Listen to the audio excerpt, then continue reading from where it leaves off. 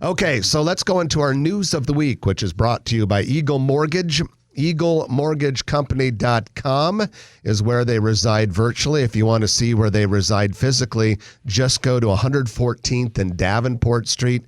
Outstanding mortgage brokerage services. Been in the business for north of 30 years, and they'll help you with any, FHA, VA, conventional loans. The thing is, owning a home is the American dream, and Eagle Mortgage helps you get that American dream often at a better rate than many of the others do. They don't have to be beholden to one bank. They're a mortgage broker. They can shop it around. EagleMortgageCompany.com. All right, Brian, let's get into it. The first one, nice redevelopment plans coming to 30th and Emmett Street in North Omaha. A building called the Martin Luther King Jr. Center has been vacant for some time. And organization known as Brinshore Development plans to take that down and replace it with a 4-story mixed-use building. It'll have 39 apartment units and 4,000 square feet of commercial space. It'll take advantage of LIHTC, low-income housing tax credit requirements to meet affordability standards. So this 30th Street corridor, there's really coming along because just south of that is the Highlander project. And so I think this project is hopefully a sign that will continue to kind of expand a lot of that new development on that corridor. And really what we're beginning to see is a lot of that money that was allocated back through American Rescue Plan Act and some of the other things that I know that like Senator Justin Wayne and a few of the other folks up in North O, like they are serious about improving, whether it be retail, office, mixed use, multifamily, et cetera. Very similar to what like Papillion is doing with their district, and Bellevue announced all the different things with Mayor Hike. So North Omaha is beginning to kind of roll out their plan, and I think that's really what we're seeing now, and that we're creating opportunity in North Omaha and really revitalizing in some of this redevelopment efforts that we're doing. Well, and you make a good point, talk about that ARPA money. You could say that we ain't seen nothing yet because that's really on the front end, and we're talking about millions and millions of dollars. So I think you're going to see some pretty substantial investments in the Northeast quadrant, which is something to look forward to. Looks like one of the earliest major ones will be industrial buildings, a little bit closer to Eppley Airport. But really in dire need, to be honest. I mean, the current industrial district is looking pretty tired, even though it's fully leased up. Well, if you throw up a good, high quality, high ceiling industrial building, you're probably going to have a tenant in there pretty quick. Absolutely. That industrial vacancy is pretty tight. And actually, in the third segment of today's show, we're going to talk about the office, retail, and industrial real estate markets. But first of all, another news item for you. It's pretty exciting. I drive around downtown every week, Brian, just to kind of keep up at what's going on for Grow Omaha. And as I drove by a few days ago on the nice lawn on the east side of the Holland Performing Arts Center, immediately south of Steelhouse, Omaha, I see a very encouraging sign. Concrete barriers and fencing, which means that Kiewit is getting ready to start building what is going to be called the Center for Arts Engagement, $103 million expansion of the Holland Center. This is going to be pretty sweet. I mean, the work that's being done downtown to bring art, culture, music, anything that kind of falls into that vein is just nobody else in the Midwest is doing what we're doing. Yeah, and you think about the parks. We just passed the 1-year anniversary of the Gene Leahy Mall opening. Yeah. And I was not able to make it down for the fireworks and symphony show this year, but I talked to some people who did, and they said the park looked great. It was active. It was busy.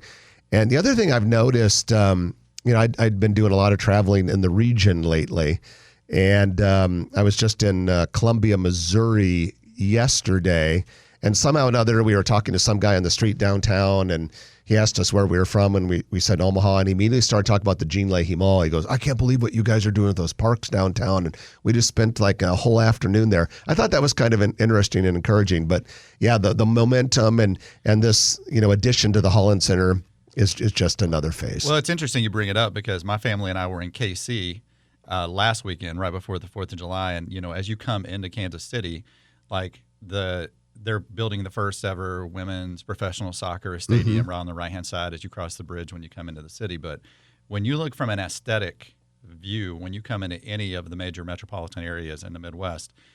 We, in our redesign and everything that we're doing with the riverfront area, down with downtown, no matter how you approach Omaha, it is attractive. It is not this smoky industrial, kind of going back to some kind of industrial age type of site picture. We have a very, very, I would argue, probably the most attractive approach from any one of the major thoroughfares in the entire Midwest. Just my opinion. I would agree with that, actually, because if you're coming from the airport, it's a very impressive view. Will only get better with the new Mutual Tower. And then last night, coming back from Missouri, I got into the metro area probably just maybe about 9:45, 10 o'clock, and it was mostly dark, but it was kind of that weird cloudy thing. And so I decided to just, instead of just taking I-80 straight to Southwest Omaha where I live, I just kind of did the 480 loop. There's that new bridge in Iowa that's open to downtown, and it's a flyover bridge, so it gets pretty high. And then that view from downtown, it was kind of mystical with the fog and all that sort of thing. But I agree with you. It's really starting to look very visually impressive, and will only get more so with these other projects. Well, another cool project that is on the docket is the Central Library. Going to be a beautiful building, southwest corner of 72nd and Dodge, immediately south of the crossroads. Driving by this morning, Brian, I couldn't help but notice demolition on DoSpace has already started. It has. You can see the insides. Yeah, my oldest was doing some summer camps up at Creighton Prep, and so several times a week I was driving by there. So we've been monitoring progress every time I drive by there, and yeah, it's coming down. Piece of trivia for those who weren't around at the time or don't remember, that was originally a Borders bookstore. Oh, geez. And then when Borders went out of business, it eventually became the DoSpace. And DoSpace functions will be incorporated into the future central flagship library there. If you want to see what it looks like, just go to growomaha.com, click on the projects page, scroll down a little bit, and there's a really cool photograph. Really not a photograph, more of an artist rendering of what that future flagship library will look like. But it is going to be it's going to be a showpiece. nice. I mean, it's not quite on the corner, but I mean, it's going to be a nice anchor for that entire redevelopment area that's happening by the mall. Absolutely. Hey, Brian, this was kind of encouraging. Wallet Hub reported within the last week that Nebraska has the fourth lowest energy costs in the nation. And that's not just natural gas to heat your home or electricity. It also even includes gasoline. And basically, the average Nebraskan, according to Wallet Hub, pays $384 per month for electricity, natural gas, and auto fuel. The only states with cheaper energy are in order: District of Columbia, Idaho, and Utah. Interestingly, the most expensive state is Wyoming. I thought that was kind of weird with all of the coal and gas that they have naturally in Wyoming. Iowa was kind of expensive. Iowa is the 8th most expensive. But anyway, with Nebraska being inexpensive, one of the things that is really important in the current economic development, site selection, corporate attraction world are data centers and high-tech manufacturing. Every city and state wants to manufacture electronic car batteries and semiconductors.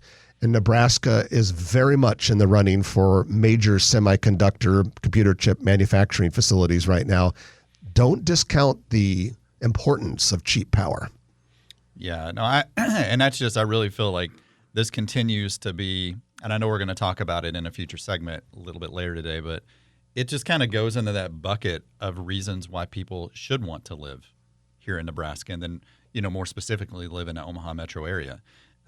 Whether it's having some of the country's lowest unemployment, whether it's having some of the country's lowest, and I get it. There's some naysayers on here, some, protagonists that would, counter with property tax and some other things, but there is work actively being done to lower that, to put us, more in line with, I think, where we want to be as a state.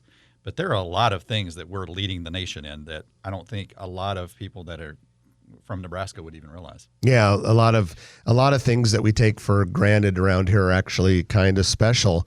Well, as we continue to attract people, housing is an issue. We've been growing a lot lately. Housing's been a little bit tight. We got a couple new multifamily projects to tell you about before we wrap up the news in Gretna. First of all, Gretna Landing Apartments, planned for 13 acres at 192nd and Highway 370, part of the new Gretna Landing development. If you're familiar with the area, this is the project where Fleet Farm will put its 180,000 square foot store. This will be 220 units. And then also Tiburon Ridge, a new multifamily development northeast of 180th and Highway 370, recently held a grand opening ceremony.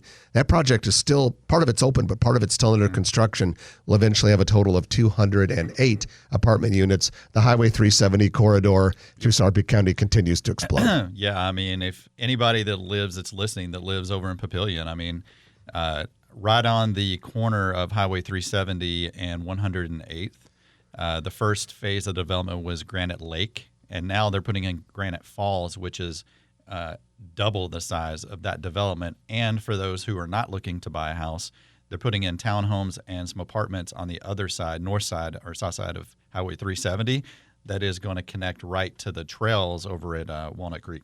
You know, and so Brian, you live in the Papillion area, and you were talking about Highway 370, but just a little bit north of 370.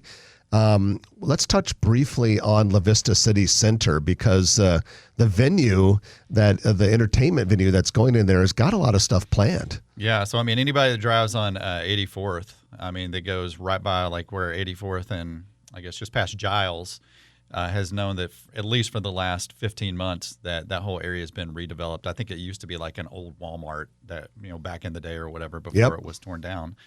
But they have a huge outdoor music venue that they're getting very close to opening. My understanding is, talking with some of the developers out there, is that they've already got 6 acts of local artists that are lined up to perform. But if you can imagine it, if you haven't driven, it's this big amphitheater style of venue where you've got walking trails, and I don't want to call it a lake. I'll just call it a big pond. Lagoon. It does have a water feature in the middle.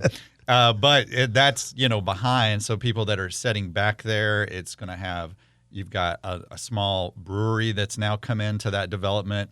They're continuing to lease up a lot of the spaces as they become available. And, the investors, I believe, have that listing. But they're bringing in a lot of business, which is exciting.